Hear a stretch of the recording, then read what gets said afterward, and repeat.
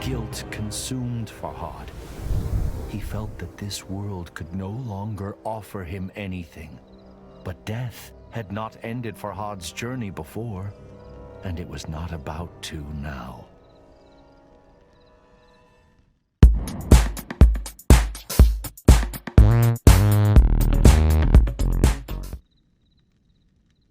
For the first time since he awoke on Mount Bistun, his path was clear, but he had no one to share the news with.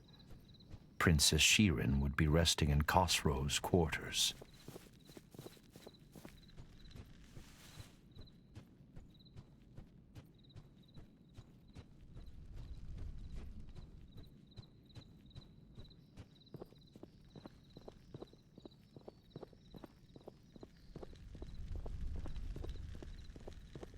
Farhad, what have you done?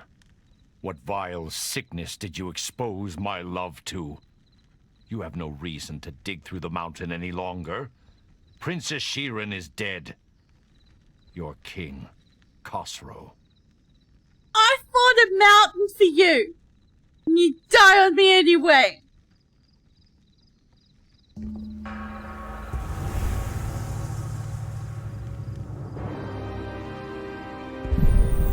No, it cannot be. Everyone that I cared for is gone. I have brought death to them all. But there is yet one candle that still burns.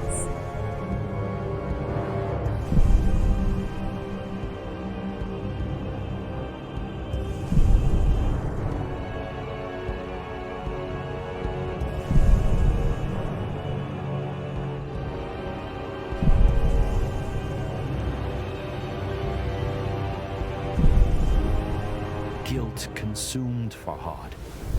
He felt that this world could no longer offer him anything. But death had not ended Farhad's journey before, and it was not about to now.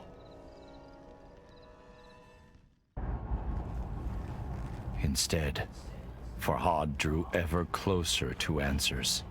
The final steps on the path laid out before him. The path that ended in the realm of forgotten memories.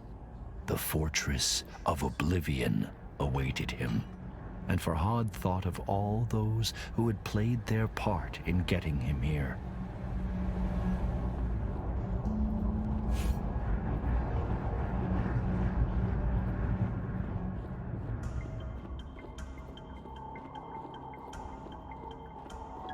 All seeds, with his wisdom and kind heart.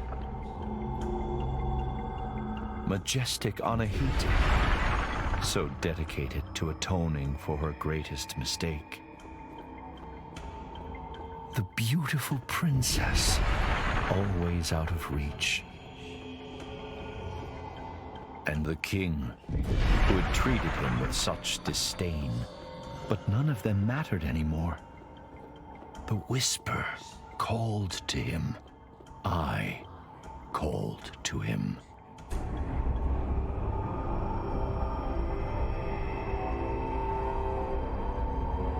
Narrator.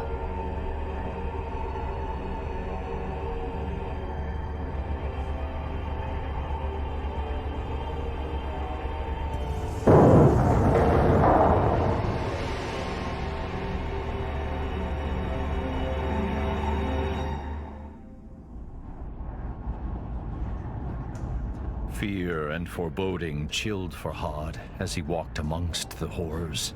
Exiled and forgotten people, ensnared by the blight, trapped in endless suffering, their silent screams frozen in their gullets.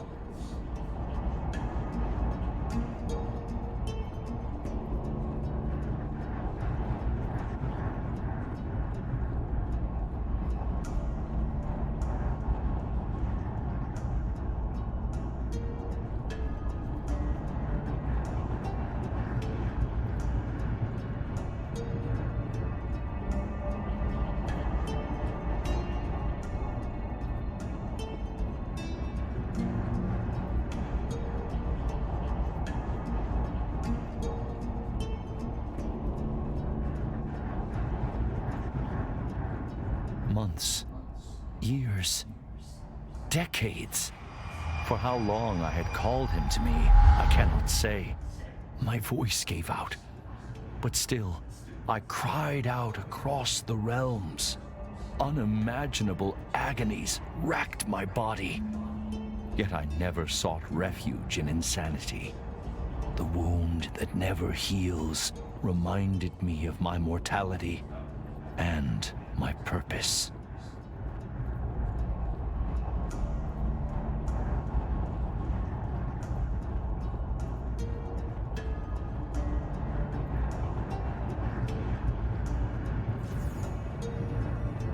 I looked into Farhad's eyes and saw his pain and confusion.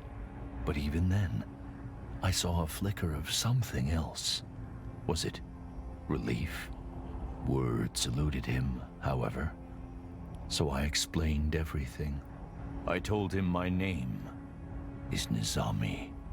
I was a blacksmith by day and a storyteller by night. I was banished by King Khosrow, exiled unjustly. On Mount Bistun, I was mortally wounded, but saved by the most wondrous fruit and guided by a talking tree.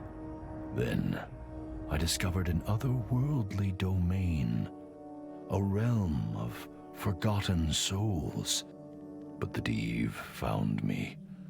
I was imprisoned in the fortress of oblivion, doomed to be forgotten. Teetering on the edge of oblivion, agony poured from my wound and took form.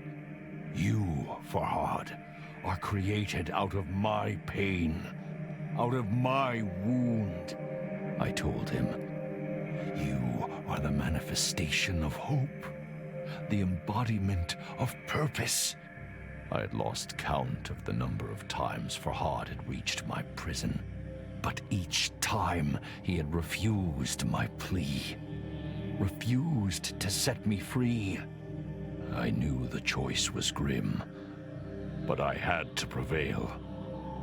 My story is not yet complete, and so I gave him a choice. Liberate me, or abandon me once more. The path to the left was where he should engrave the wise decision to set me free, or he could add to the cruel records of abandonment to the right.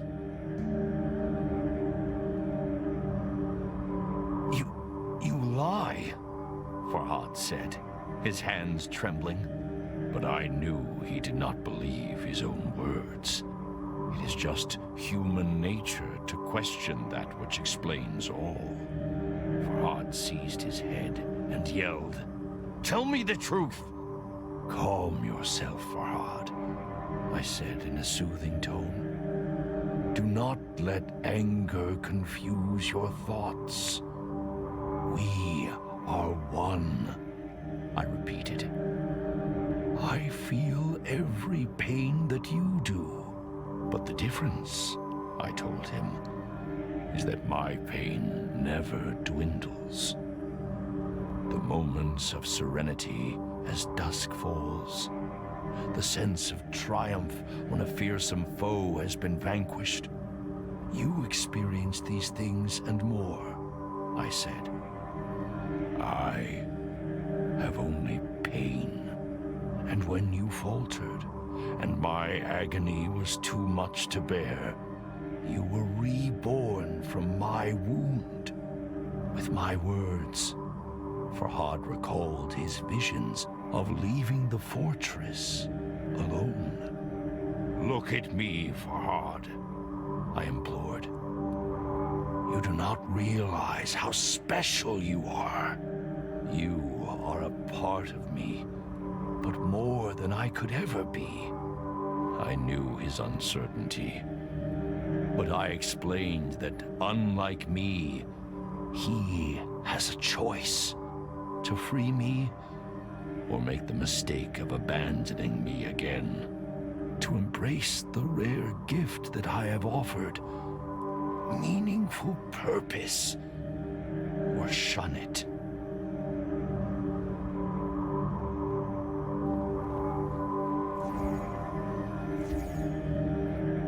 We're gonna set him free because otherwise all of that's been for naught.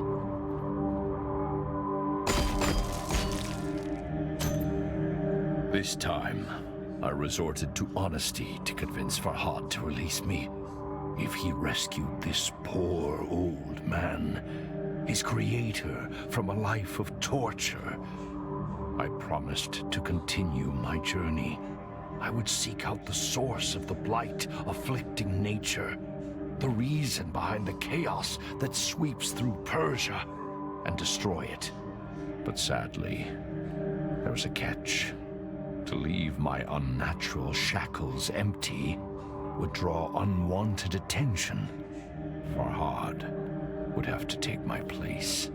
At this, the sculptor growled and turned his head. "Wait," I implored.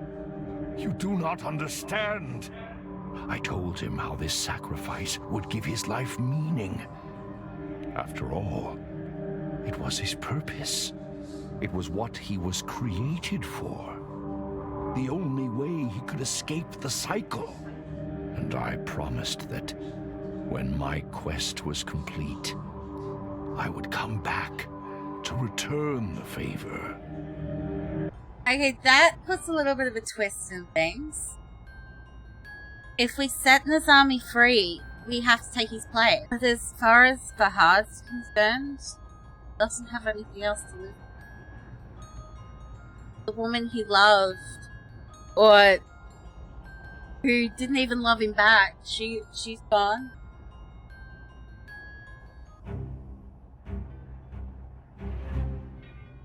You have made the right decision, I told him.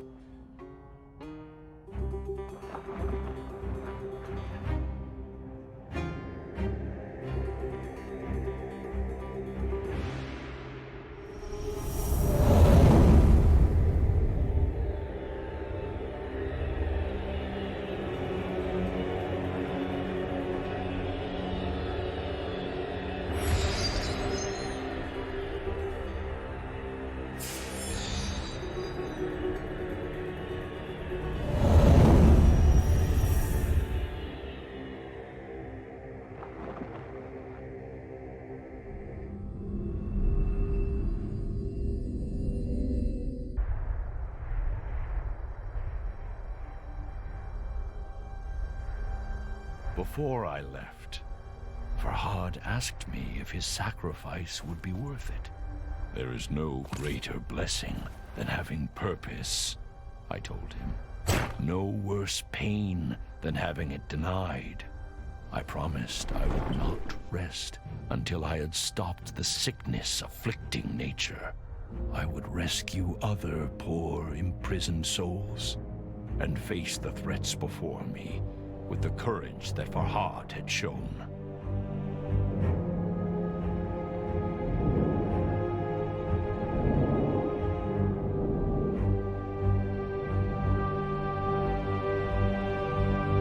The Mavand, I called. Let your fires light my way.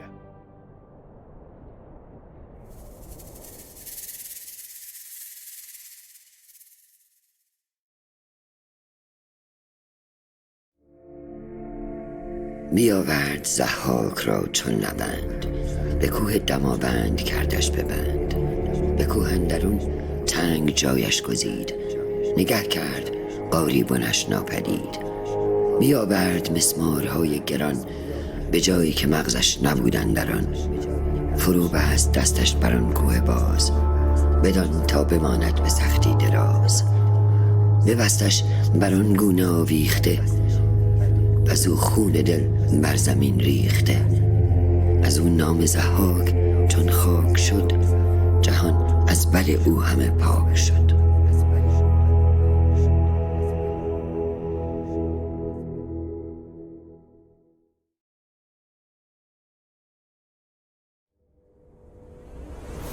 And so I gave him a choice. Liberate me, or abandon me once more. The path to the left was where he should engrave the wise decision to set me free. Or he could add to the cruel records of abandonment to the right.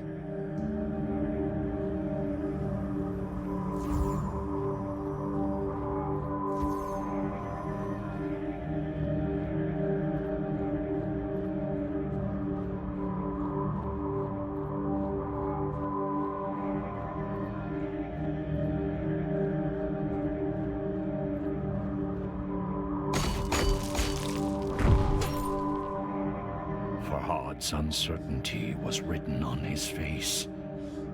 So I warned him against abandoning me again. You only prolong the bitter cycle, I told him. You will lose your memories once more. Your destiny is not one of futility and confusion. And I told him that I would keep calling him, and he would come. Is that what you want? I asked. To go through all the heartache you have endured yet again? But I could not force him to see reason. If he would leave me again, I promised to send him away from this place. I would show him how to use the memory stone within his head to leave the fortress of oblivion. But what would he be escaping for? Endless wandering? Repetition without purpose?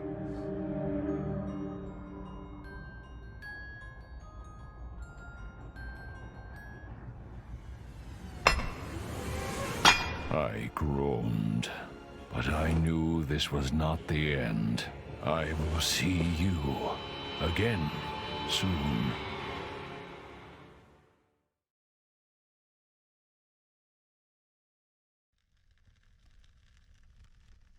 Once again, Farhad refused his destiny and condemned me to further torment. How many times he has failed me, I cannot say. Perhaps neither of us will ever be free. Perhaps the blight will spread unchecked. But my purpose still burns as fiercely as the agony in my chest. And Farhad's story has not yet ended. It cannot end yet. A wave of nausea washed over Farhad. He stumbled.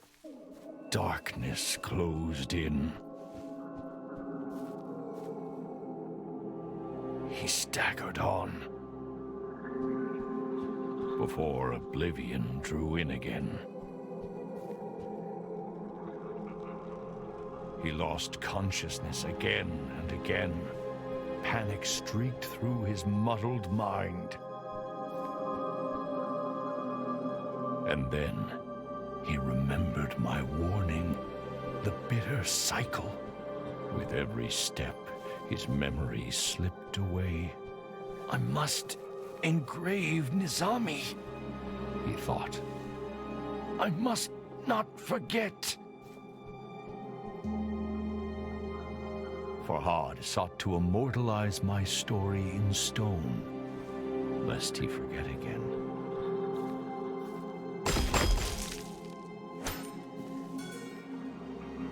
And against all odds, he did it. He looked back at all the engravings he had made and found hope in them. Hope that he could walk a different path.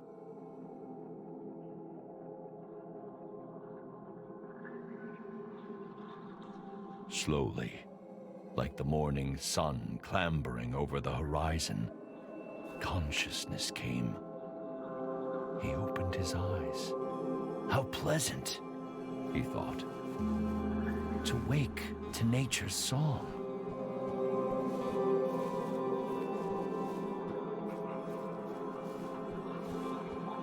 As he navigated the narrow paths, he breathed in the fresh mountain air. It focused his mind. Questions bobbed to the surface, like apples in water. The same questions that he had struggled to answer at the start of the last cycle.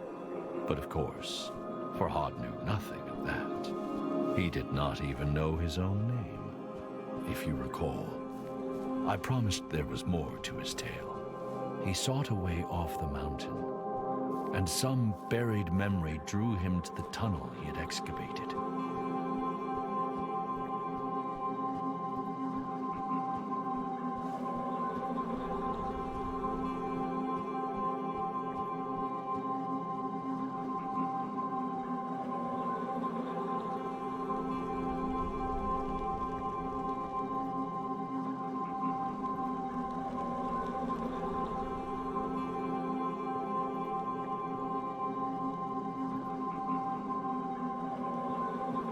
And the story began anew.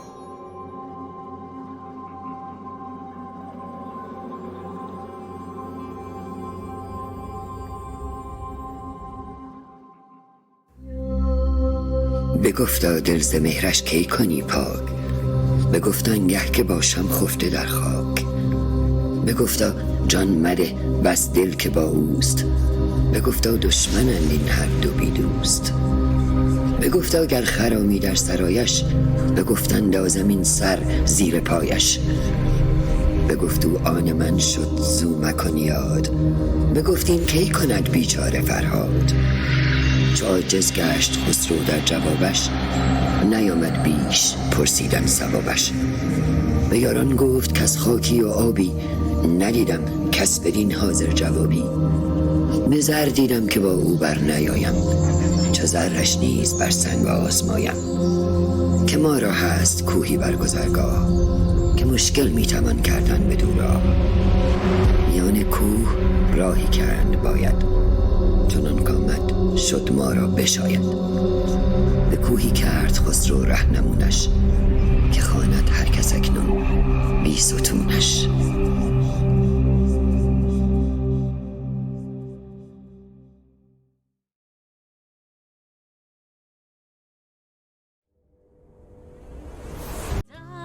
Things on street, so many dumb things on street, dumb things on street, so many